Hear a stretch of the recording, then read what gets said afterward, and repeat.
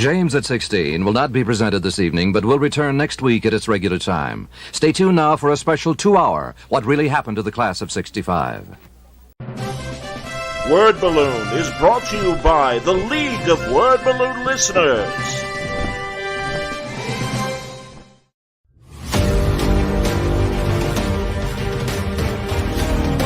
Hi, I'm Alex Ross, and I'm doing my first CGC signing this year.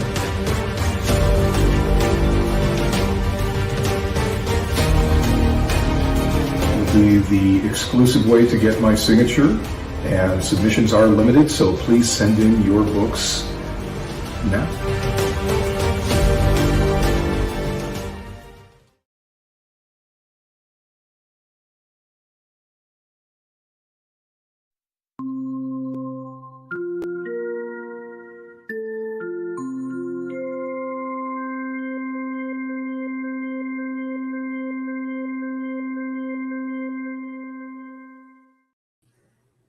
Welcome back, everybody. Time again for another Trek Watch.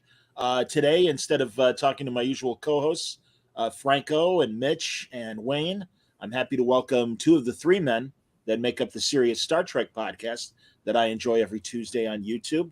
We got Larry Young and John Price. Good to see you guys. Hey, John. Thanks for having us. Hey, man. How you doing? Doing all right. Doing all right. Dan, is it Shannon or Shannon? How do I say Dan? Shaheen? Shaheen. Thank you. Dan Shaheen, of course, the guy who puts together Serious Star Trek with better graphics than I will ever do. Honestly, I'm always blown away, and I keep picking his brain about how do you do that? How do you do that? So it's a good Star Trek discussion show, and I don't mean to leave Dan out of this conversation, but I just kind of feel that Dan, while being a very big Star Trek fan, isn't as obsessed as the three of us are. I think that's a fair statement. I mean, yeah. Dan's a lot more normal. Exactly. Well, that's truly what I mean. We've got a problem. I do think it's funny, though, the way you said that. And then the way we took it was kind of like, well, yeah, it sounds like an insult, doesn't it? But it's not. Dan's a good guy. But like, if you don't know Star Trek as well as us, why are we talking to you? Yeah. Well, and it's funny because I wanted to talk to you guys anyway about, and we will get into it, about Star Trek Picard, the success of Star Trek Picard, what that means to CBS Paramount moving forward, and also specifically Alex Kurtzman, because I've heard you guys kind of wonder if this is the first step of many in the right direction, or is this an aberration? And, it was lucky as far as timing goes that it was the third season of Picard. Let's get into it now anyway, and then we'll talk about the other new stuff. But, it was, I mean, the as I saw it, and I want to hear what you guys think, they got to do third season of Picard. They're making the second season or planning to. The first two seasons, well, definitely the first season wasn't well received. Second season wasn't either. Akiva Goldsman, one of the big wigs at Modern New Trek, he's busy with Strange New Worlds and other projects, as is Kurtzman. They give it to Metalis to run season 3. It's going to be on a smaller budget, and they got to do it fast and everything, and with a lot of restraints on what they can and can't do. So it's like, go ahead and make this, which is kind of classic television, has been my observation talking to people who make TV. Right. So Metalis got the limited resources he had. I mean, he had a lot of good stuff, like getting the Next Generation third cast, cast together for the third season. But again, I mean, there were a lot of creative choices made that seemed to be different than what a Goldsman or a Metalis or some of these other guys would make. I don't know. So again, I'm not sure what's going to happen next. What do you guys think? So the way, so Terry Metalis was a guest at GalaxyCon Richmond, and he basically told the story with a couple like read between the lines type sentences. Basically what happened is he had a chance to join the writer's room for Star Trek Picard. So he did. He's like, this is, I want to work in Star Trek. Even if it's a demotion, I'm going to take a demotion and work in the writer's room. And then basically while he was there, he shot his shot And they're like, yeah, we like that idea. We're gonna make you in charge of season 3 because Akiva Goldsman is going off to run Strange New Worlds. So we're gonna like give you the title of showrunner basically after the fact for season 2. So as much as I dislike the guy, it's almost not fair to blame him for season 2. Which I know is a very common critique, but and then basically they're like, yeah, okay, go ahead, go take season 3. And I do like that it's very Star Trek that the best season is the one with the lowest budget. It's a very Star Trek sort of solution where it's like, yeah, let's go. The motion picture failed. Let's cut the budget in half and make a better movie. That sort of thing. Yeah, I have kind of something funny to say. Thanks for having us on the show. First of all, I love Mitch, because I feel like Mitch and I would have a lot to talk about. Because when I'm watching your shows, he's like, "Yeah, I know you guys hate it," and it's like we really don't. I kind of like the season 3 of Picard, but it's kind of because any criticisms I might have, or any just even poor emotional reactions, because I don't really even have a criticism. I mean, like, it's not what I would have done, but so what? It's not what I want to see in Star Trek. I mean, but so what? Some people do, and then it's a really short step to, well, that's because I came to Star Trek with the original show, and those are my guys. But there's a whole universe of Star Trek fans who came to Star Trek with Next Generation. So of course you love it. I realized this when I was telling my wife. I'm like, I feel like I should have liked it. It's fine, but everybody says I'm hating it because I just kind of go, it was cool. I'm not hating it. I just it was all right. And it's because I said to her, I would have loved this 15 years ago. And I realized that's what it is. It's not that there's anything wrong with what they did. It's just I personally, as an audience member, am 15 years away from giving any kind of shit at all. It's like there's no sexual tension in there. There's no like threat. Everybody's just sitting around talking because their knees hurt, and like that's me. So like I want in my escapist entertainment, like the outrageous Akana to come in and like bang all the girls. Like that's what I want from Star Trek. Where is that? No, I hear you, man. And it would have been better if it was 15 years earlier. But by the same token, thank God they got them while they're all semi-mobile.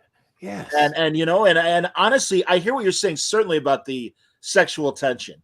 Because you got Jonathan Frakes, who's 70, Marina Sirtis, who's like 68. But I also have to say, Larry, because we're about the same age, that it is nice to see in this world of ageism, anti-ageism, or whatever the anti-being old kind of feeling is, just in terms of most media and stuff.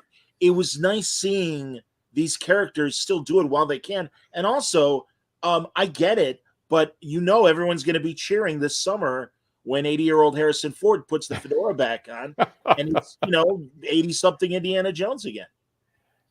Yeah. I don't think I think Wild Fruit, one is an apple and one is an orange on that one, right? Because those are two projects trying to do two different things. So yes, it's my thing isn't so much the calendar age. It's more that I didn't find it, just me personally as an audience member. Star Trek is escapism with brains, right? Yes. So I didn't see a lot of escapism, and I didn't see a lot of brains in this one. But this wasn't meant to be escapism, though. This was meant to be a coda. Oh, let's pull out the old yearbook. Remember when we were all awesome? Let's go try to do something awesome one more time. And it doesn't have any appeal. Well, and I think one of the primary goals of season 3 was to give these specific characters the ending, the right off into the sunset ending. And to that extent, like, it's not going to be TOS. It's not even going to be TNG. It's just going to be, here are these characters 30 years later. And to that extent, I think they did a really good job of characterizing all of them and making them sort of believable in terms of aging forward. Speaking of Harrison Ford, They did not do a good job of that with things like Force Awakens and Rise of Skywalker, where the sequel trilogy, where it's like they're basically the same exact characters with no development change whatsoever. So to that respect, I think they did a really good job of pushing the characters forward, right, and allowing for that conflict and allowing for that divergence of, okay, we were all really cool TNG season 7. Now we've all gone our ways. We've become basically different people, but hey, let's get the band back together and see what happens. And we're not all going to get along right away. I don't know. That's what I think. Anyway, who knows? No, I kind of with John on that. Yeah. Keeping it on Raiders, I feel like that in was it Crystal Skull, where they sort of tried to fill it in, where like, oh yeah, Colonel Jones was being a badass all through the World War II, and all I could think of is I want those 3 movies, right? So like, oh, absolutely, that's cool that Geordi's kind of a bitter guy, souping up a car in his garage, and everybody's got divorced, and Data's died 3 times. Let's give him another ending. Yeah, but it's like, I want to see. I would have liked to have seen that happen. Like, that's why I think Star Trek just doesn't work in movies. Like, because you can't build in like, oh, Data's gradually disillusionment. I mean, yeah, we all. I mean, yeah, I definitely would have liked to have seen a new season of Star Trek every single year for the last 35 years. But I mean, so here's the deal. I hated season 1, season 2. I hated most of season 3, but by the ending, I basically did a complete 180. And I was like, okay, I get what you're trying to do. You successfully did what you're trying to do. Everyone rides off in a sunset. This is a very satisfying and positive ending for this cast of characters, right? And now it basically resets Star Trek in 2401 moving forward. There's now nothing. We got rid of all the baggage. All the baggage of the first couple seasons are gone. We don't have to deal with any of that shit now. We can just move forward if we choose. We can move forward. So I really respect it in that respect.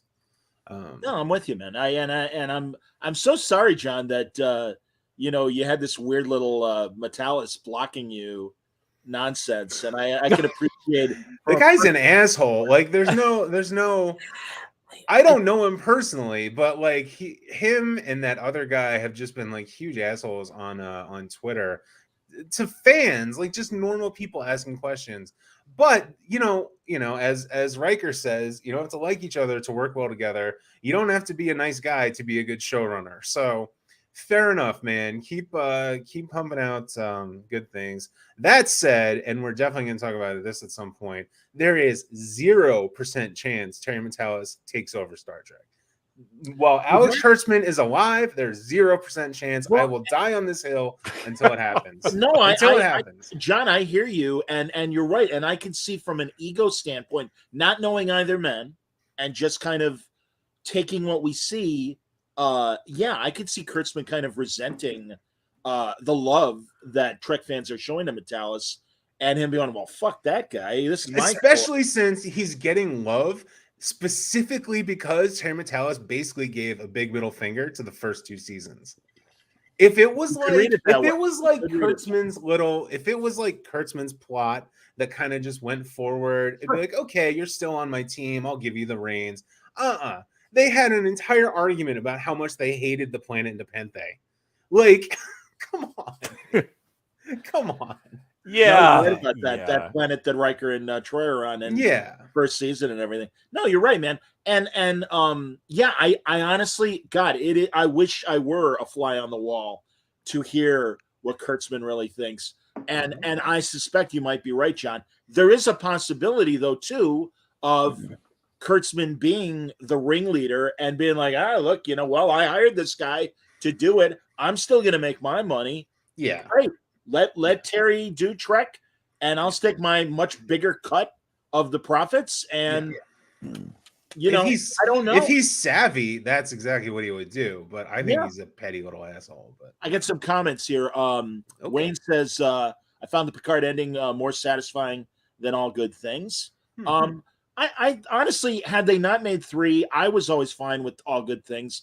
The movies are the movies, and yeah, I mean, they were kind of. It's definitely more satisfying than Nemesis. I mean, there's no one on planet Earth who would disagree with that. Well, and I even remember coming out of Insurrection going, "That's it," right? And not thinking it was the end, but I'm like, and I got to wait 2 or 3 years for the next movie after that. I mean, Insurrection would have made a nice hour-long episode. Yeah. But it's not special enough. It just wasn't special enough to be a movie. No. So, Mike has a few comments. Mike says, definitely a difference between movie Trek and TV Trek.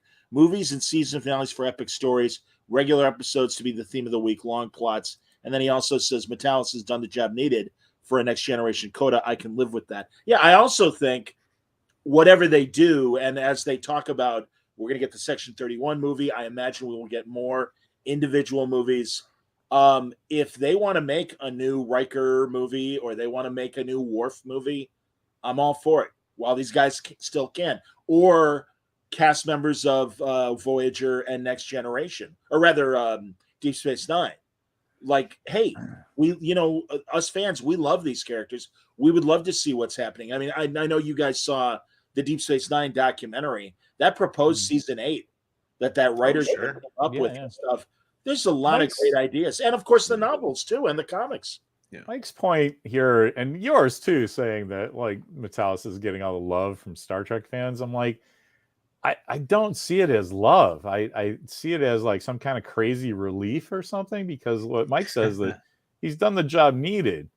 And that's where I kind of, like, lose it with everybody, because I think we didn't need this.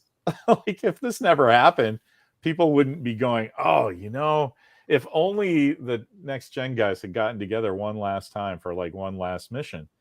And it just feels like I had this friend in college, 30 years ago, who was getting sick of Elton John's farewell tours, right?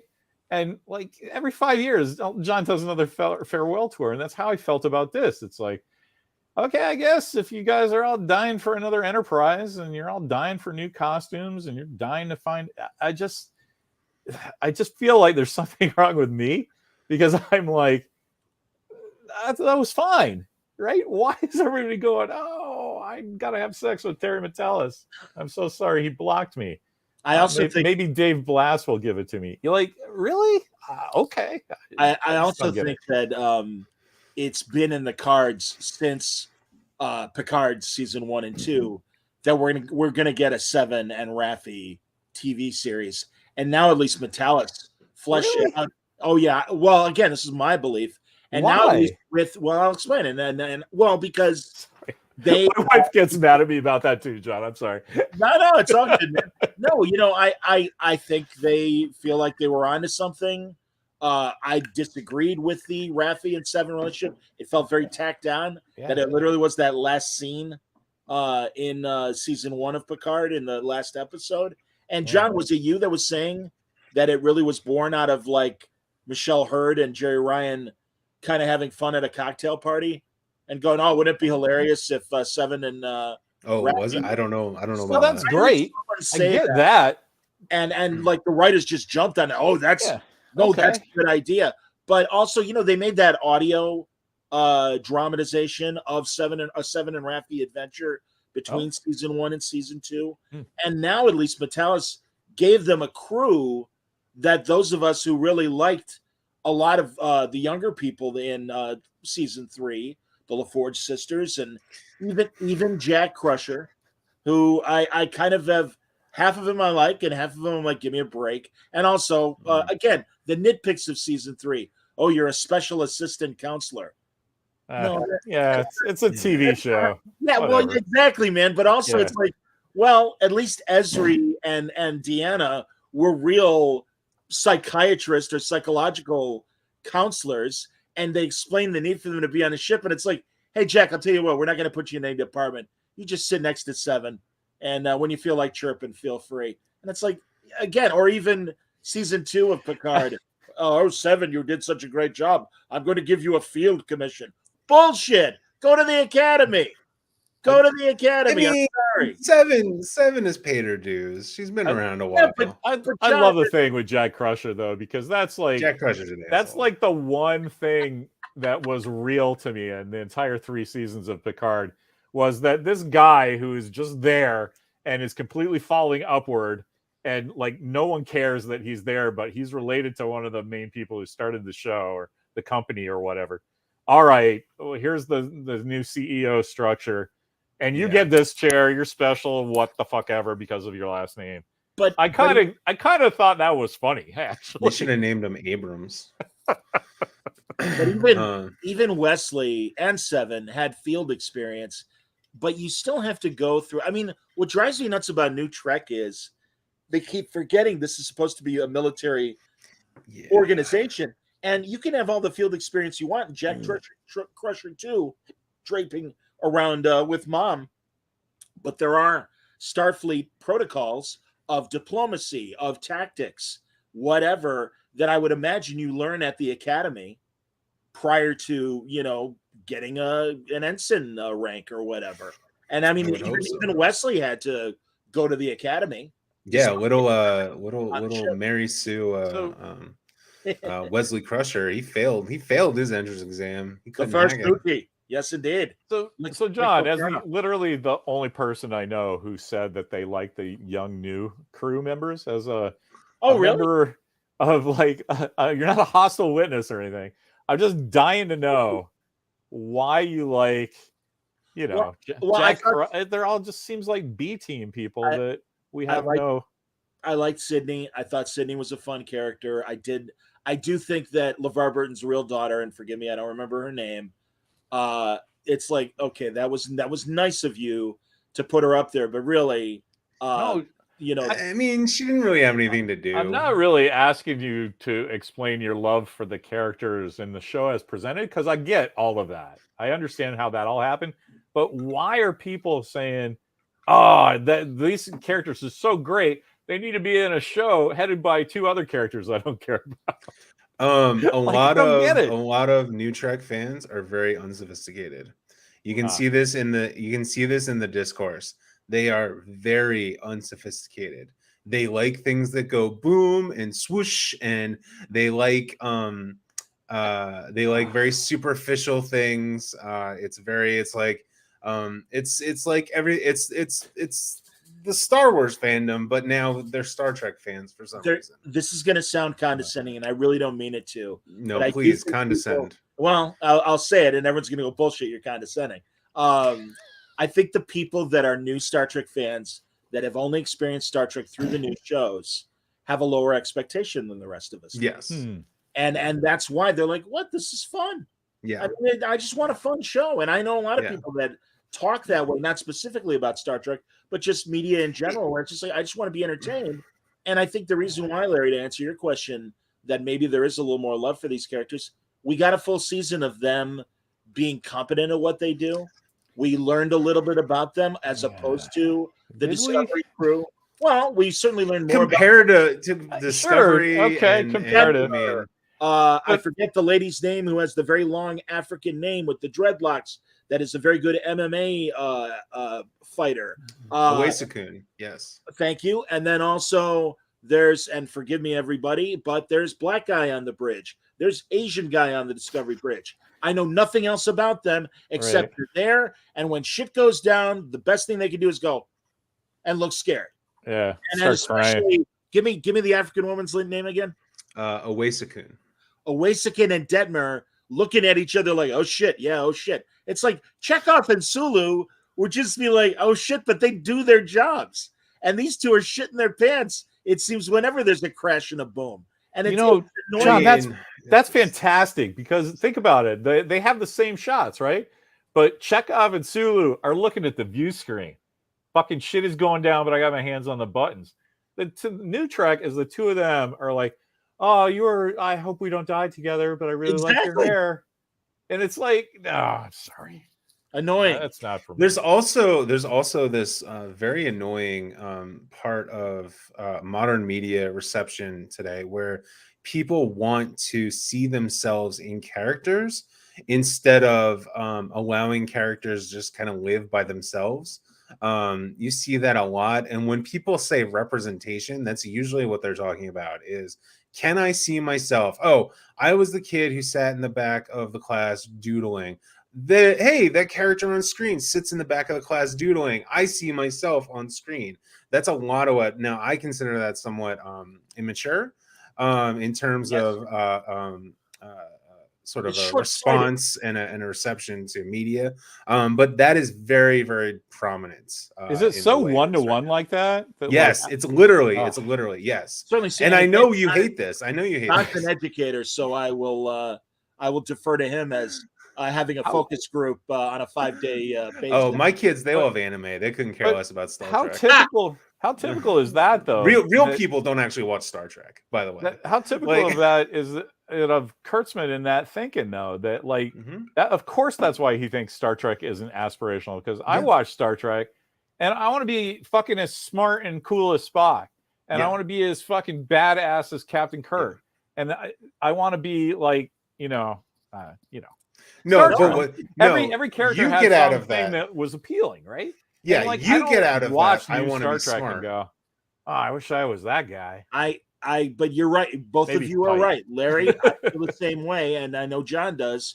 Yeah. We want to be as good as the best of the best that make it to Starfleet, whereas it seems like a very big portion of the younger audience is like, I want to see me there, whether I am qualified to be there and solve the problems or not. And again, that's why I like Sidney LaForge and some of the other younger crew members, where it's like they were capable at their jobs. They got shit done. And it's this is the Tilly problem, right? The Tilly problem is she was so popular with specific fans because they saw themselves as Tilly. Whereas the rest of us who expected a Star Trek character were like, she is massively incompetent. Get her away from anything. Yeah. And whereas Sidney LaForge has her idiosyncrasies, but she's written as competent first, personality second, right?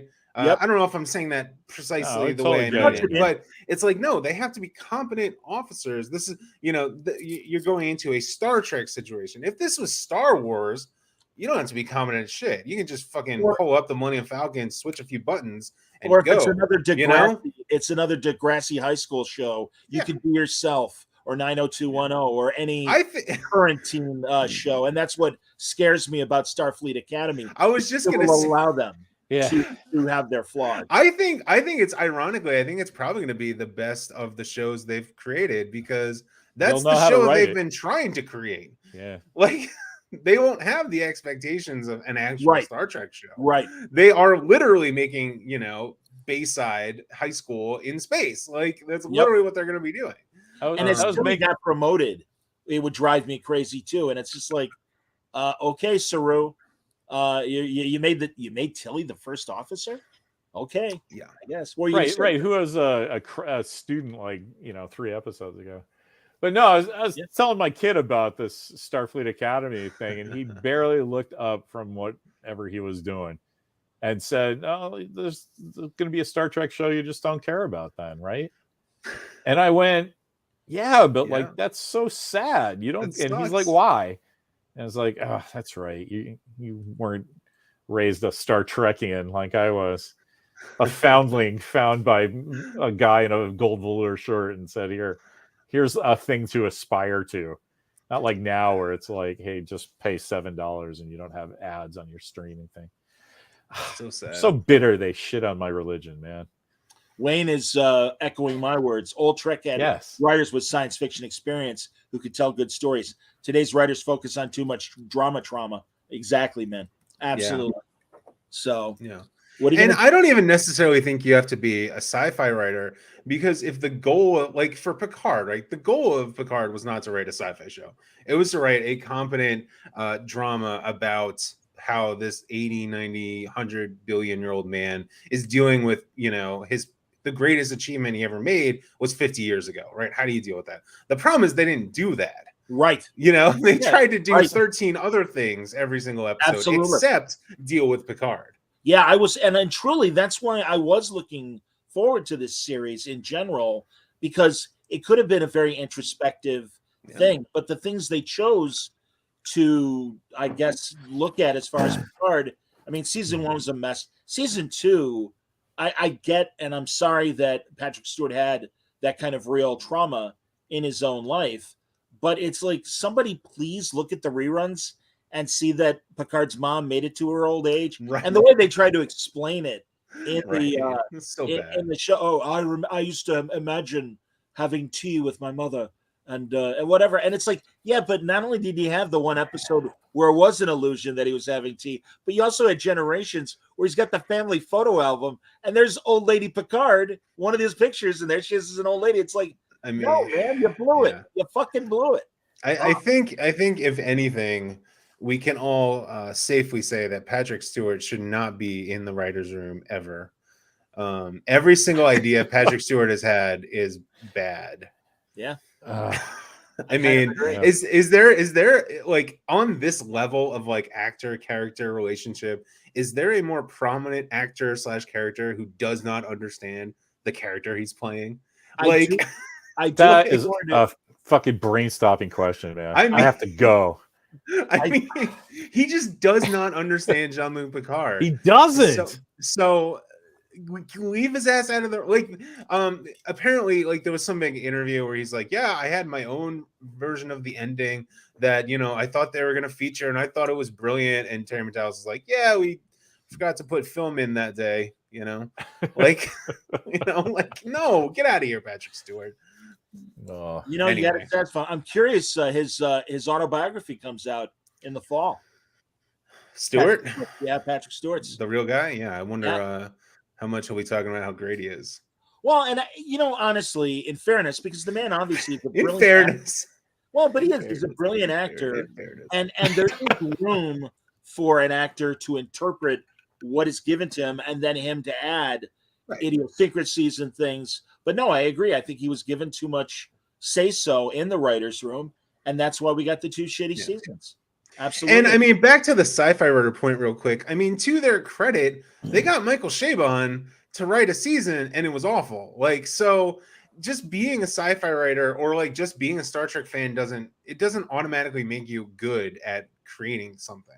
And he's a brilliant writer, but I disagree with every instinct he has. Yeah, he just didn't get Star Trek. It was so funny too, because he wrote like an Instagram post or something like that, which was like, you know, we had to make these big flashy plots. You know, no one would watch a show about Picard sitting in his vineyard. And there was just like hundreds of comments being like, that's literally all we wanted was Picard in his vineyard solving mysteries. Like, and it would have been, and especially during COVID and the restrictions they had in season 2, it would have been so much simpler to make a good, introspective, quieter show, as opposed to them tooling around LA in that ridiculous show that made no sense whatsoever. No, Can you imagine though how good that show would have been if he's just solving crimes from the vineyard with just in the vineyard, him and number 1, his little bulldog, ex-Romulan ninjas backing him up with their right. Come on, give me that show. That's fantastic. Oh man. Like he turns around. She wrote, right? Except with him, that would be Picard turns around, and then the Romulans show up and do a bunch of ninja stuff. He turns back around, and he's like, "What happened?" And they're like, "Would you like some tea?" Exactly. You know? Nothing. That'd be a great show. Don't worry, old man. Well, that's the thing. Literally, I called them Alfred and Hazel. Yeah. And I know Laris is the woman's name. I don't remember what the man's character's name was, but they were the most capable of the new characters introduced in the Picard series. Yeah. And it's like, I need to go to deep space. All right, you stay here with the vineyard.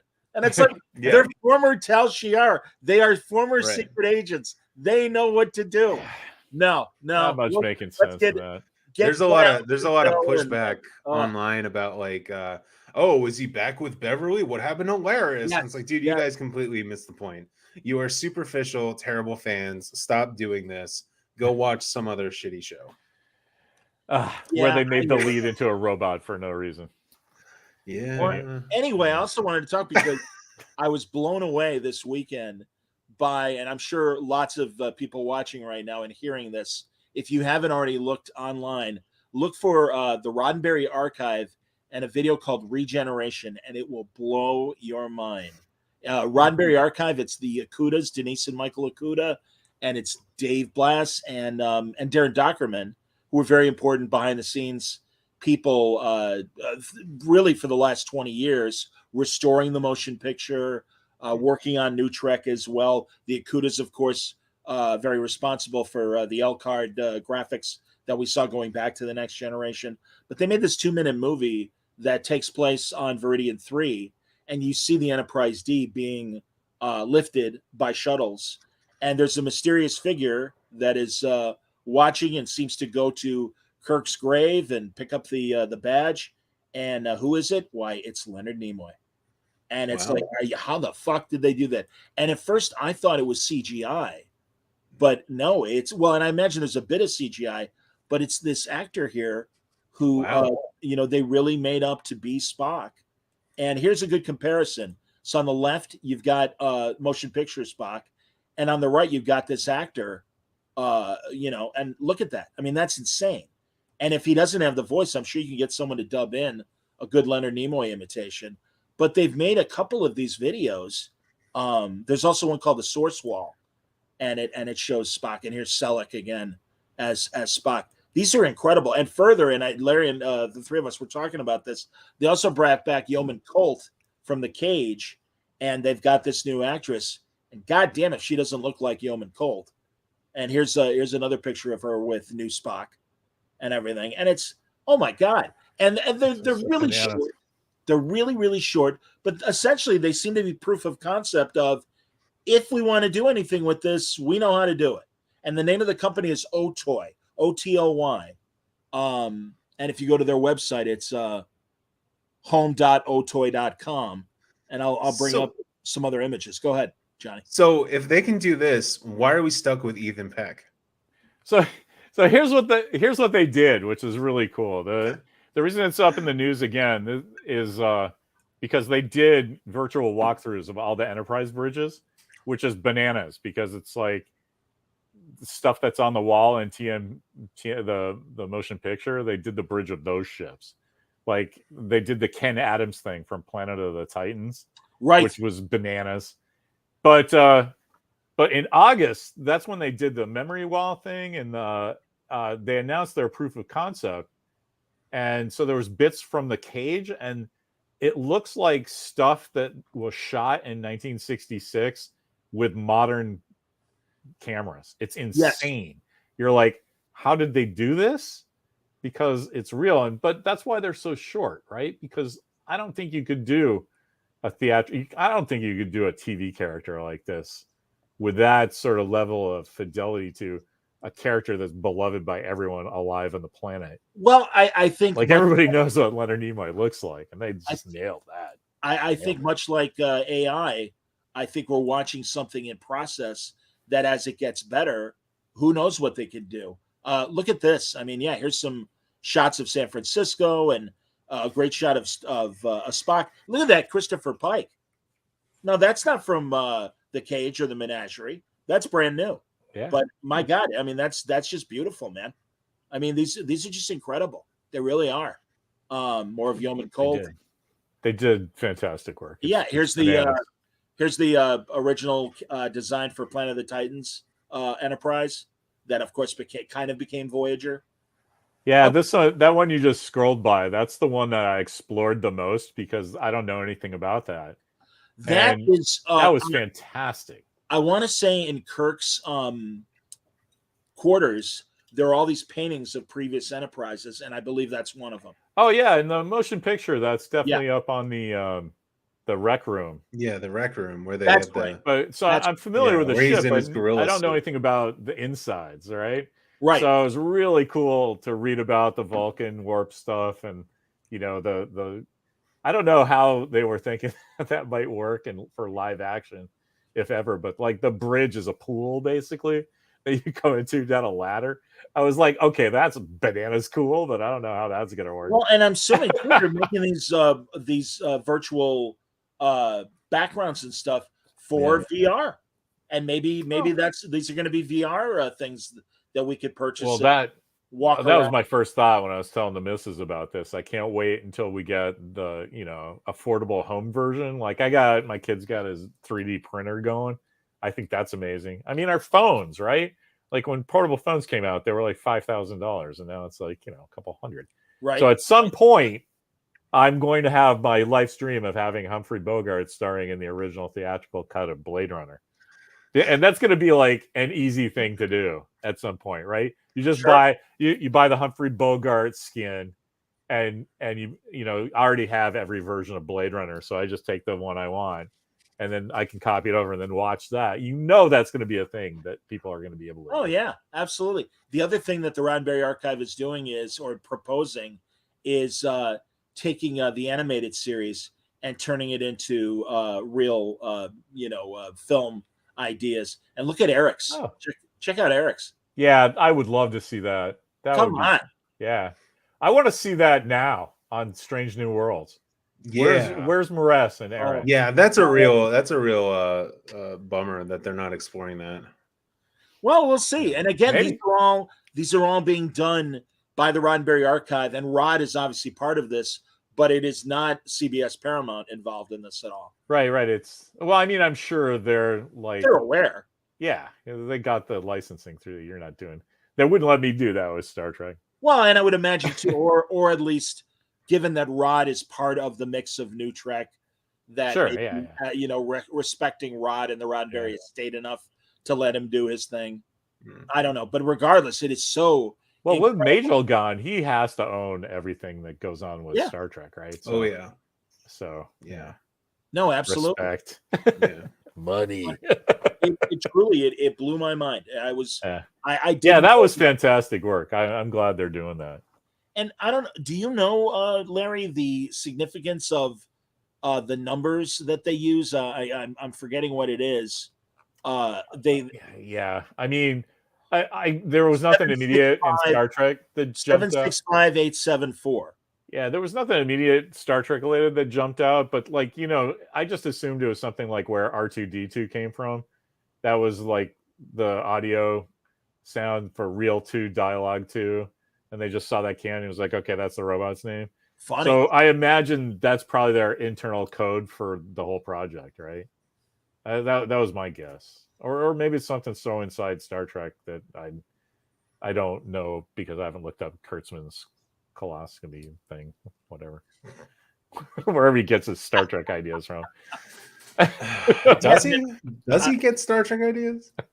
Man, I'm telling you, again, Yeoman Colt, Jesus. I mean, she just perfect casting, and I really am blown away by how good this guy looks being Spock. I will admit, back in August when the big reveal came out, I looked through that like my name was Zapruder and I was watching JFK's the Oliver Stone movie, of course. Yeah, I know what you meant. Not the actual death of the president. Absolutely. Who, if he had had 2 terms, we would have got a good Star Trek, right? I'm trying to make that fetch happen. Mike wants to know if we've seen, and I have, the spoof clips of Next Generation and DS9 using the animated series style. Yes, they're fantastic. Mm-hmm. I think we even talked about it here on your show. Those things were great. I love. Yeah, they were great. Well, Mike and I can be pals. Every single thing he's written, I agree with at least 95%. And Wayne says they inserted the heads of Nicolas Cage and Nick Holt from Renfield into the classic Lugosi Dracula. Yeah, the tech is getting.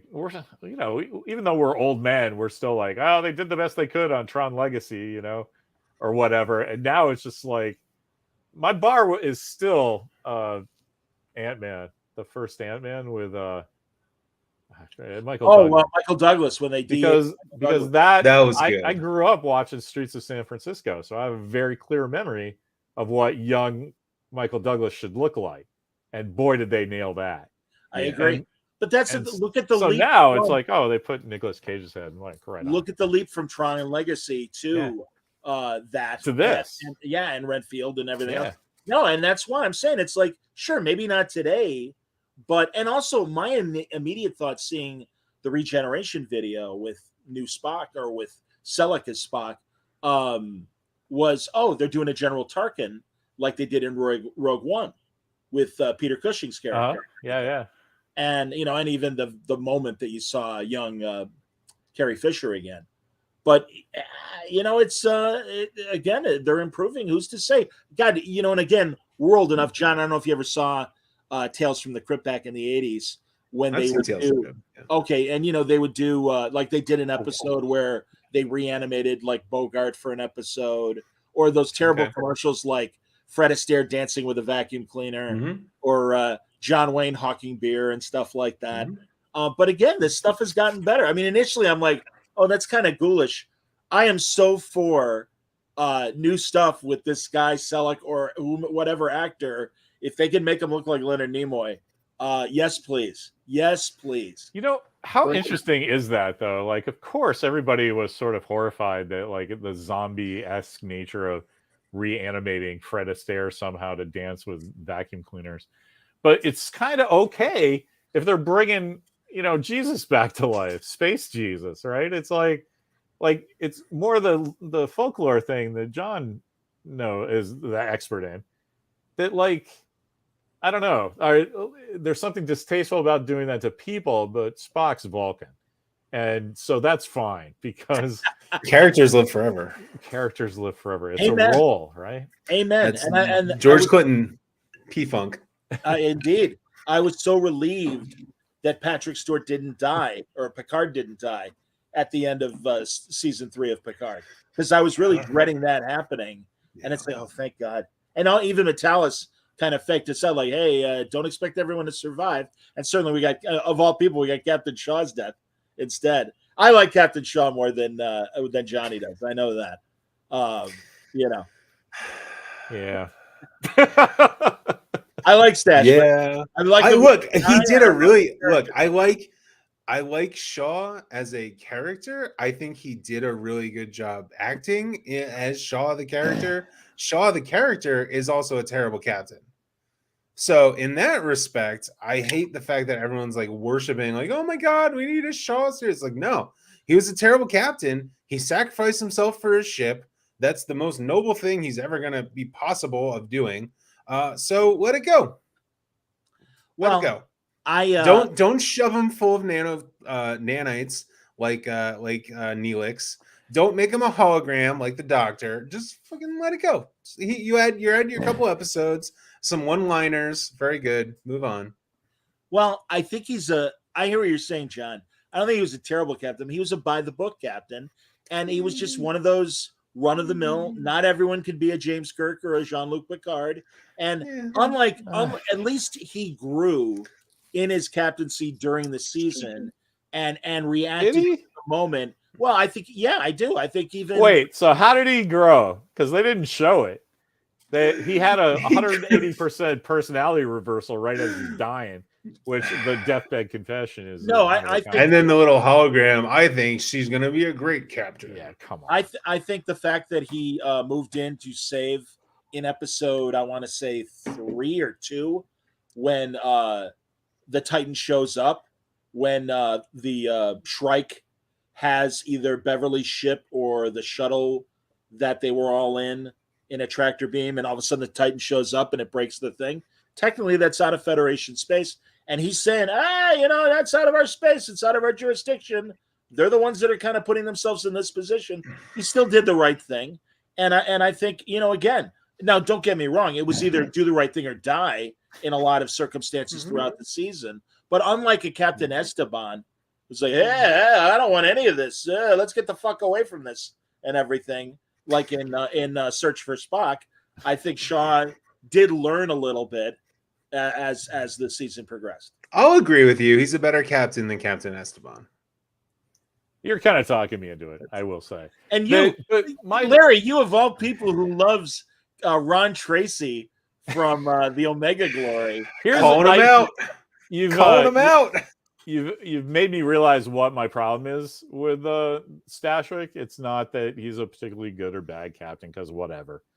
Everybody has their points of view, and poor Ron Tracy is very misunderstood. But my problem is that I know that actor is Terry Metalis' best buddy. Yes. And I shouldn't know that, because every time I have like the like smallest really, it goes up to 11, like, well, that guy made the wrong choice because his butt buddy's letting him do whatever he wants. And that happens every time. So I know that's me, but it's more not in this specific case, and I should probably let it go. I didn't write an open letter to Terry Stashwick or whatever his name is. Todd. Terry Todd Stashwick. Stashwick. I wrote an open letter to Dave Blatt. Maybe it becomes Terry Stashwick. Right. So, whatever. I'm sure he's fine. I'm going through Justified with my kid, and he's in 4 episodes of that, and he's fantastic. I do have to say, I know that Greg Grunberg is J.J. Abrams' best friend, and that's why he puts him in everything. That's cool though, because he's a dopey little I did actually charm, right? I did actually have a chance to meet him and talk to him a lot because we have a couple mutual friends, and I really like Grunberg, and I liked him even prior to meeting him, and so that could work. Larry, what are you drinking? I have to ask. It's celery juice and just sparkling water. Good for you, man. Attaboy. Last year I lost 60 pounds, man. Just not eating like an asshole. This is Spindrift Lemon. Nice. Which is I only love 3 that. calories, and I love Spindrift. All their flavors are fantastic. I agree. I kind of don't get how you get that much flavor and still have 0 calories. Absolutely, especially given all the sparkling waters that literally just have like the slightest bit of flavor until Spindrift, and it's like, man, whatever you guys are doing, keep on doing it. It is worth the extra $1 a case to buy that shit, and I love it. I agree 100%. And this is not a paid promotion, but you're so right. There are companies that they have it in their name. Like my kid loves Hint. Yes. Well, Spindrift is now like synonymous with like fucking all the bacon and eggs you have, because that stuff's insanely tasty. I love it. Anyway, see, and again, this is why I like talking to John and Larry. I'm with Wayne. Your selective hatred. Yes, absolutely, man. Agreed. So, I have to take it. Mike says Shaw was a better engineer than Captain. Well, that's true too. And I did love that. I did love him gushing over LaForge. Hi, how you doing? My other issue with Shaw is that the timeline doesn't add up, and he should be the orphan of Wolf 359. Right. He should not be someone who's actually as an officer in Wolf 359. It doesn't make any sense. The numbers don't add up, and it really drives me nuts. Also, you could then have the competing issue for Jack Crusher, or for whatever his name Picard is, where it's like, okay, on one hand, you've got a captain of the Titan who lost a son. On the other hand, you've got a captain of a Titan who lost a father. See, it's symmetry for storytelling. Yeah, that kind of point. Yeah, you're right. Get that. But what do I know? When you said that like hours after you watched the episode for the I said it as I watched. I'm like, he shouldn't be. He should. Yeah, because the time doesn't add up. The bit about what's his name, Captain Shaw, should be an orphan, like one of his parents. Yeah. Like that immediately went in my head, and I'm like, that's the only way I can even take this character. So I feel that's official. When he said it before, he just misspoke in the dialogue. He meant to say that. Maybe he was like Bucky Barnes in World War II, that he was, barely, he was still a teenager or whatever, even though he was there at Wolf 359 and one of the surviving. I also really hate the phrase "grease monkey." Why? I'm getting too liberal in my old age. Anachronistic. Yeah, that one cracked me up. But then I just figured that's your thing, man. Well, but it's, I don't know. I mean, again, I understand, I suppose, from a Diesel versus Space Age standpoint, if that's your complaint about referring to him as a grease monkey. This is the racist aspect of the show. It's a little problematic of a phrase. Because, and forgive me, because, and I'm truly asking, because of the word monkey? Yeah. Okay. Yeah. Okay, respectfully, I think that's unfair. You don't have to be respectful. Just bring it on. Give me that broadside. I know, John, and it's cool. No, and I'm happy to disagree with you, but it's like that has nothing to do with race. It has nothing to do with race. It just means you're a grunt. And I do find it funny. I do find it funny because this is now a couple times, and this new Kurtzman regime, they're very overt about being like progressive in their language, right? Yes. And now they use groomer in couldn't believe Discovery. Now they're using grease monkey. Now they're like, I just think it's funny. John, I hear you, and again, you're of a younger generation, and if people are, and again, I don't think you're demonstrably triggered by the work. No, not at No, all. no. Not at all. No. Not at all. Not Clearly, at all. it made a difference to you, and I respect that. But yeah, Well, I'm like, it didn't ruin my day. I understand. I'm not even going to use the phrase. I'll talk to you guys off there when I say a phrase that drives me nuts that people believe is racist, and it's like has nothing. Well, there's a whole bunch that, and look, I'm not Yeah, not saying it's racist. Hold on, I'm not saying it's racist. Go on. I just thought it was very out of place in terms of the dialogue, given all of the context that this is a sort of demonstrably trying to show how progressive they are in some of the dialoog, and they would just use a phrase. I just think it's funny. Here's a good question, though. What would you use as a mechanic? As as a mechanic kind of that gives you the idea of this is a earhead. This is a blue collar. Also, like grease monkey is not like a common phrase anymore among like anyone. But I could see engineers and the bit like people that really build things. I could still hear them saying, right. I mean, disc jockey. Sure. Look at. I mean, speaking from my own profession and everything. Sure. I just don't like. It's just not a very common for. Anyway, it doesn't. Like that. I'm not some crazy person over here. But okay, I'm not some crazy it's all, person. Johnny. It's all good, man. Absolutely. John, as you know, and if people who are watching and listening aren't aware, John has written some incredible essays for Medium and also for Dork Court, right? Right, Larry? Absolutely. Dork Court. And honestly, both of them check out their writing as much as watching series of Star Trek, because really, that's why I have you guys on. I respect your opinions. The funny thing is, I love the last couple you, episodes. I didn't really write a review for the last couple episodes because a lot of it was, and this is a credit to them, I suppose, where I was just like, okay, next. I would just want. I don't care. I don't want to decompose it. I just want to go next. Just next. Show me the next one. So I don't know. And that's why I finished Night Agent. Dude, we've been watching Dark. I really liked it. Like that show is weird. Which it's one? Weird, but Dark. It's weird in a way that I really enjoyed. Dark, the Will Smith movie? No, it's like this German show that Oh. won a bunch of awards. It's on like Netflix, and it's kind of old. It's from the same guys who did 1899. I don't know if you watched that. I'm aware of it. About the ship, and it actually has like there's a big twist to it all. But Dark, it's a little too weird. I don't know. What? I'm getting cranky in my old age. I don't know what to tell you guys. I'm losing it. I understand. I don't know if you guys saw it, but I was really surprised at how much I liked it on Sci-Fi Channel, The Ark. Yeah. Oh yeah. Man, what a great show! What a great show! And I'm really fascinated that they made it in Eastern Europe, like they shot it. And now I'm blanking on what city they mostly shot it in. But it's this really interesting international cast, and Wayne likes Dark as well. He says Dark is awesome. I watched the first couple arcs, and it's very similar to that show in the 70s, The Star Lost. Yes. You ever watch that? Alan Ellison show. Just the derelict generation ship. Yeah. And so I lost all the. You know what it was? The coronavirus killed my TV viewing habits. I just had it like. My wife went to work. I watched 2 hours of TV. I wrote about it for 2 hours. I picked up my kid for 2 hours and dealt with him. And I had this cool little schedule going. And then, you guys were here for the global health crisis.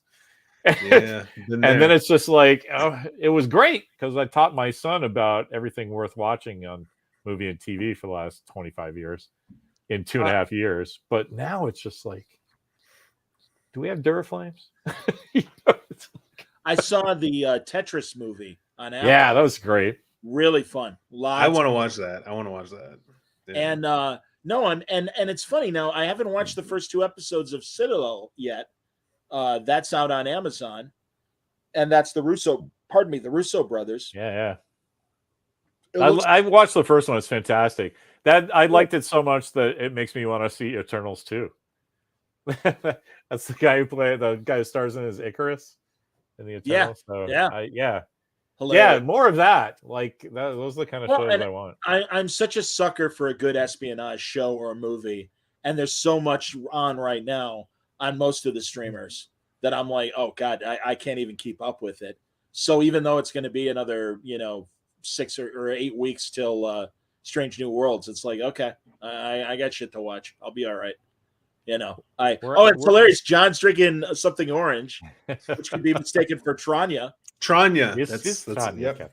Mm-hmm. We've been going through. My kids are like really into all the Viking shows and nice. That Jeremy Renner show, Nightfall or Night something. Oh, the mayor, or that's not the mayor of.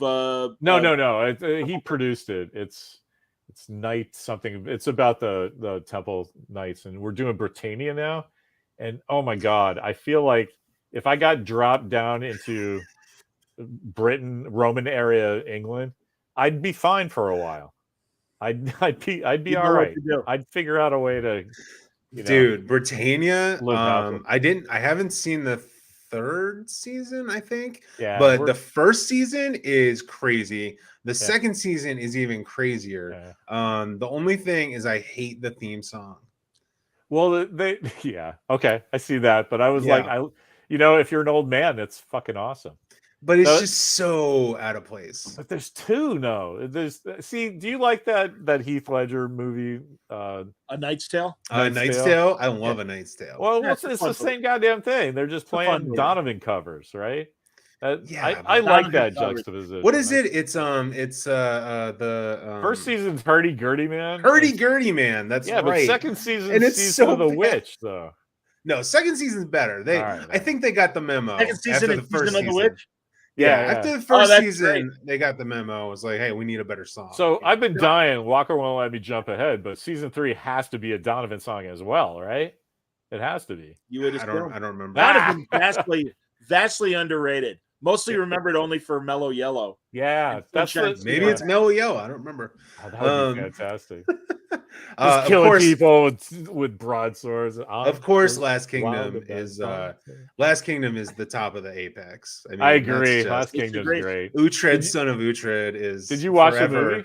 I haven't seen the movie yet. I haven't finished the last season. Can I tell you, just as a unindicted co-conspirator, I didn't have the initial love that you did for it. But man, by the end though, I was like, "Where's that goddamn movie?" They have to tie this up, and this is me saying this. I am 100% completely satisfied how they tied it. That's awesome. Yeah, I saw. You're gonna be fine. You're just gonna be fine. There's like a clickbaity article or whatever. It was like, "What age is Uhtred?" And it's like, who gives a shit? Who cares? You mean how old is he? Yeah, like how old is he? Like, who cares? Because he spans like 7 different kings over the course of like English history. It's like, dude, who gives a shit? He's the son of Uhtred. You know what's awesome about that? They sort of nod to that. Really? In the beginning of the movie, he's got really long gray hair, and you're like, what the fuck? Is this some kind of like what did we miss? Are we coming in and like King Uhtred's going to tell the story of what happened or what? Right. And then he just like shaves the side. And then the front is magically dark again. And he's like, oh, okay, I see what happened. He just took like a year off or something. All right. Yes. Uhtred, son of Uhtred. That is the I'm sorry, John. You would love that show. No. Oh, it's fantastic. This is truly one of the reasons why I have my Word Balloon guests on is to hear about new stuff that I haven't read or watched. And I'm like, oh, no, I keep a mental list. Absolutely, man. Yeah. One of the things about Uhtred, son of Uhtred, though, is it comes from a book series. Book series are always better shows than it's just some random writer's room coming up with plots. They're always better. Always better. Yeah, The Expanse, another obviously great example of that. No question. Yeah. Mm-hmm. I'm curious. Larry and I are more comic book people, John. But IDW is comics. Ask him. Yeah, it's all right. It's all right. But no, I have to say that IDW has been doing a great job with the Star Trek license and has really been writing some exceptional comics the last few years. And in fact, tomorrow night, I'm talking to Jackson Lansing and Colin Kelly, who are doing the Cisco current series that is just titled Star Trek, and hoping to get my buddy Chris Cantwell back to talk about the Worf series, which is Star Trek Defiant. But I hope that the internal problems of IDW and the layoffs and some of the restructuring that's going on isn't going to impact a lot of their Star Trek plans, because they've got a big Star Trek event that they're planning this summer, Day of Blood. And really, I have to say, I'm liking most of the IDW Star Trek comics they've been putting out. They're very good. I think I heard I think it was on the Inglorious Trexperts or something. One of the IDW ladies was on there talking about that. And then, I know you talk about it on your show all the time about how, the Tell Ace, which is good. I'm glad. The Uhtred, Son of Uhtred movie is out. Seven Kings Must Die. Should drop what you're doing and go watch it. It's if you're a Lost Kingdom fan. You can finish watching us and then go. There you go. Right. Although I am Larry, son of Larry. That is true. Nice. This is the movie I'm waiting for. Guardians 3. We got our tickets. Yeah, I'm excited. Next weekend, man. Yeah, I'm very excited. Are they still making those? Everyone's gonna die. Last one. This I saw a thing. James Gunn said that they released this thing about Rocket when he's young and before he gets his implants, and he's with 3 other animals, and they're like the most adorable animals ever. And I'm sure you could get stuffies of them in stores right now. And maybe at Hot Topic, where I got this, Mike Jones, and got it on sale, $55. That's pretty good. Anyway, and so James Gunn said it was very important for him to do Guardians 3 because this is the story he's always wanted to tell about how fucked up Rocket is. So I'm like, well, I know Drax is dying, and if it's about how fucked up you are, he has to die saving everybody. And I honestly think Star-Lord's going to go. So those are my 3. Oh, interesting. Those are my 3 guys who are going to die. Because they've also been saying this is the last adventure of the crew as it is. And Bautista's like, I'm not doing that anymore. Yeah. And he even said, like, doing the Christmas special, I have to wear a shirt. I'm just not getting into that shit anymore. Yes. And so Drax is going to die. Why is he even there? Right? Once Thanos went, there's no reason for Drax to be there. So he and Mantis were so funny in the Christmas special. Well, I agree. And also, I got to say, we haven't talked about it, but I was so thrilled that the old 97s did the song. Oh, yeah, that was fantastic. And I got to tell you guys, I worked at one of the rock stations I worked at in Chicago. We used to sponsor old 97 concerts. No way. All the time in the 90s. So I was so happy. And it's like, oh my, and also working in radio where you have to play Christmas songs. I mean, I got very jaded about Christmas songs in the 80s. Right. And it was just like, I can't listen to Christmas music for pleasure anymore. Only the Charlie Brown soundtrack has survived my overexposure to ding dong, Christmas bells are ringing. It's like an overdose of NyQuil after a while. Just hearing that music. But the old 97, I'm like, oh my God, there's a new Christmas song that I actually like. That's fantastic. Oh my, it's my favorite Christmas song. So you probably have great opinions about their makeup. Did they like sort of honor their own faces with their alien stuff? That I couldn't say, and I have seen them live. Yeah. But I am more cognizant of their music. Yeah, I got you. That's cool though. Hometown heroes, right? But they're not from Chicago, but they certainly came through town enough. And our station was the hip rock station. Oh, I got you. Yeah, like old 97. And that's why I'm like, oh, that's so great, man. That's cool. Yeah. So yeah, that made me very happy. Very, very happy. Are you we can wrap because I know Johnny's if we go much longer, are you hurting, John? Or are you okay? I'm good. I'm okay. Good. It's a school night, but I'm good. That's the other thing, truly, and I don't want to mess you up. Right. You got a real job, Johnny. Close enough. But I don't know. Is there other Trek news? That's the big stuff I can think. What do you think real fast of the way the Klingons look in Strange New Worlds? What we're going to get finally. Oh, I was very happy about that. Finally. Well, and I know there are purists that are like, well, shouldn't they be, smooth skinned the way they were in the original series? I'm okay with it. Yeah, I kind of like the Enterprise solution of that, and that not everybody went smooth Klingon the way that the original series. I can use my imagination and believe that in TOS they all had ridges. If we want to just go ahead and accept that the motion picture version of the Klingons is the Klingons, I'm perfectly fine with just living in that world. my kid's working on a comic book for San Diego, so he has something to sign at our booth, and he's working with a couple different artists, the Philback brothers, who did all the Star Wars comics for Dark Horse, did a story with him, and he's working with this guy from Brazil whose English is not his first language. So I'm like, hey, my kid is this is his second time working with somebody, so like if you want to go through me, I'll be happy to do it. So it's really cool telling my kid about being specific for what you ask for from an artist anyway, but then to like say something. So I tell him sometimes we'll get back something that's not 100% in his head. And I'm like, A, that's how you collaborate with other creators, but B, it's cool, right? He's like, yeah, I know, I like it, but it's just different. And I'm like, man, you just have to get, and this is how it sounds weird, but this is coming back to the Klingons. Sometimes you just have to go with something that reads like what you want to have happen, right? And so the Klingons, it's so fucked up, and they've tried so much with their like, oh, there's augments and there's some kind of fucking other bullshit, and then we don't talk about it. Maybe it was a virus. Just that reads like a Klingon for like a second season trailer. Oh, look, they're talking to Klingons. That's all I want from Star Trek. And some of that stuff that Kurtzman does is overthinking it, right? Sometimes you're going to be pitching Star Trek to an artist in Brazil whose English is not his first language.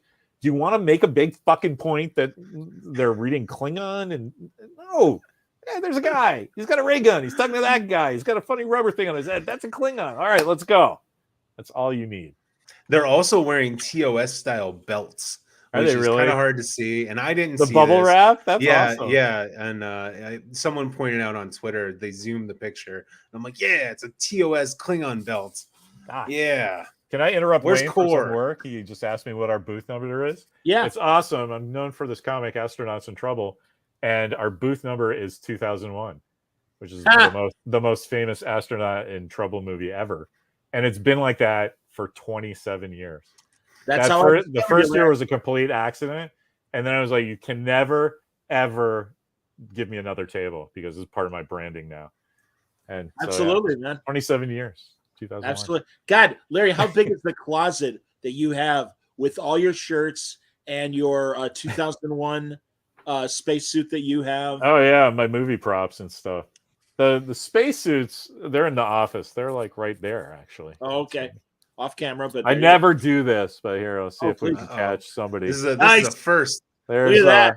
This is an internet first. I'm right zooming here. In, Larry. Hold on. Go ahead. Yeah, there you go. There's Ant-Man wearing Doctor Strange's cape. Wow. There's Dave. There's you can kind of see the alien suit. My TK is in front of, what do I got over there? Mission to Mars, Armageddon, and Space 1999. Ooh, look, there's my Oscar. And a little Han Solo. And your Oscar.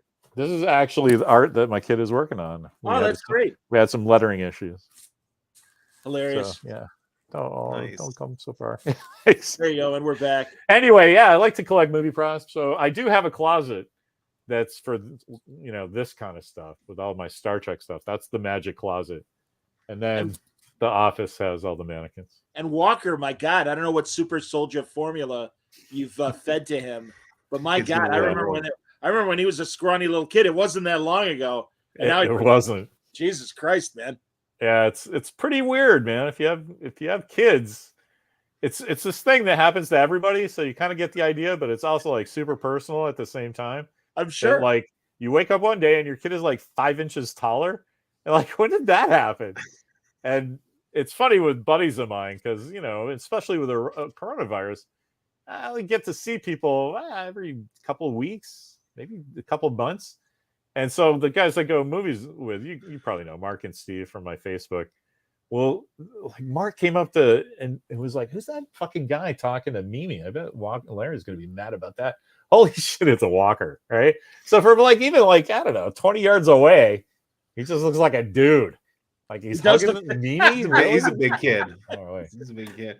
And I love the fact that he's like a football player and like a comic book art writer and a nerd. Like it's Walker's gonna rule the world. And I know so many kids of friends who, the parents are like, "Oh, please be a nerd, please be a nerd," and they're like, "Yeah, I'm gonna do my own thing." And it's like, all right, okay. He does his own thing, but there's just a couple other things that I'm like, hey, Dad, I'm trying to fix the mesh in my Clone Trooper helmet, and I'm like, oh no, I know the guy who did it for the sequels. I'll ask him what he used. You're like Jordy and Sydney. You're building ships together. That's very good. Yeah, that's cool. And it is 100% the coronavirus. We did all the Justice Society guys that are right over there. Oh, wow, really? That first summer of the coronavirus, we learned how to do 3D printing and stuff. And so I did Flash's helmet, Hawkman's helmet, the Sandman, the Mysteries Theater Sandman. Yeah, and a cool like rockabilly Batman helmet with goggles and stuff. And he just was like, oh, we did Dr. Fate too. That was where we learned all the process. Wow. And so he's like, okay, that's cool, but the one thing about this is they need to all be Star Wars helmets, Daddy, and I got this from now on. That's not your printer anymore. I'm like, okay. Wow. That's like Planet Krypton in Kingdom Come, the DC version of Planet Hollywood. Right. Johnny, I'm doing this for your benefit. There's like a big display case of all the various helmets and masks of the Justice Society and stuff. So yeah, that's amazing, man. Very cool. One of my friends says it's the Batcave, right? It's souvenirs of all my adventures. Right. Like where's the giant penny? Yeah. Where's the dinosaur? Where's the giant penny? I do. To bring John Price back in, I do still have those. It's my spacey glove from Gordo. Mankind. Gordo. From All Mankind. It's Gordo and Tracy. Oh, I love you. Oh, now we're dead. Greatest love story. I was just going over the space race with my kids at Starfleet Academy High School, and they couldn't care less. And I'm like, you don't understand how important this is. Oh, you don't understand. I'm such kids a sucker. Today. I am such a sucker for. I'm like, first there was Mercury, and then there was Gemini, and then there was Apollo. You don't understand. Anyway, I'm sorry. I refer to podcasters in terms of astronaut generations. Oh, yeah? I refer to myself as a Mercury astronaut. No, that's because fantastic. I started in 2005. Like it. Hey, 10 days away from my 18th anniversary. Oh, John, that's fantastic. 2005. Congratulations. May 10th. So, yeah, who are the other original 7, do you consider? Well, Chris Marshall, my buddy, was doing Collected Comics Library in 2005. And Augie DeBleek. Augie, of course, yeah. Augie was doing the Pipeline podcast back then. And Charlito and Mr. Phil had Indie Spinner Rack. Oh, right. And the Comic Geek Speak guys started 2 months before me. And Scott Hines, Fanboy Radio, started several years before we started, even before there were podcasts. So, so I kind of consider them the Mercury. I think around 2005, just you and Augie were the only people I listened to. Oh, that's then there was a retailer that up your way, actually, that had a really good podcast. I can't remember his name. That's going to really make me mad. Well, but it was 20 years ago. And Around Comics started in 2006, and they're still around. But yeah, I always think like the people that started in like 2008, 2009. All right, they're the Geminis. That's fine. Right. And then because really there's some podcasters that's like, oh, I've been doing this a long time. I've been doing this since 2015. And I'm like, right. Go away, walk away. Right. Oh, well, good Lord. So what are you gonna do? Well, anyway, we can wrap. This is great, guys. As always, that's why thanks, I like that. And I'm sure I'll bug you guys at some point during Strange New Worlds. We'll see what's going on. Oh, absolutely. Dude, that's my one question. Strange New Worlds. When is that coming out? Middle of June. Yeah, middle of June. All right. Yeah. And I'm going nuts because the Haberman brothers, who showrun Prodigy, I had the Benson sisters, Julie and Shauna, and they were part of the writing staff of season 1. And one of the Habermans was watching, and he's like, "Hey, let John know if he wants to talk. We're willing to talk." And I'm like, "Yes, that's fantastic." Yeah. But they're like, "Oh, Nickelodeon really wants us to wait until the next season starts with them." So that may not be till the end of the year, but at least they're. That's awesome. Yeah, I can wait. I'm a patient man. You got that mind share, man. That's amazing. But I tell you that all the time. It's like it doesn't shock me that somebody wants to get on Johnny Carson's couch, right? That's who you are, man. That's who you are. Well, that's I appreciate. If anything, you're nicer than Johnny Carson. That's right. Johnny Good was stuff. Really mean to me once. And I'm not creeping on Sally Field like apparently Johnny was back in the day. Oh, yeah. Among others. It was a different time. Yeah, That's all right. What are you gonna do? What are you gonna do? Well, good job, gentlemen. I appreciate it. Everybody watching and listening, Serious Star Trek will be on Tuesday at it's 6 p.m. Eastern time, right? And it's 3 p.m. Eastern, 6 p.m. Pacific. It's the other way. Reverse that. I don't know how time works. 6 p.m. Eastern, 6 p.m. Pacific. Exactly. I got it. No. And these guys and Dan, they do a hell of a job. It's a great show, and I absolutely enjoy it and look forward to it. If I don't catch it live, I certainly watch it as soon as it's done streaming, and I start watching it again. So thanks a lot for watching, everybody. I hope you enjoyed it. And until next time, live long and prosper, and we'll talk soon.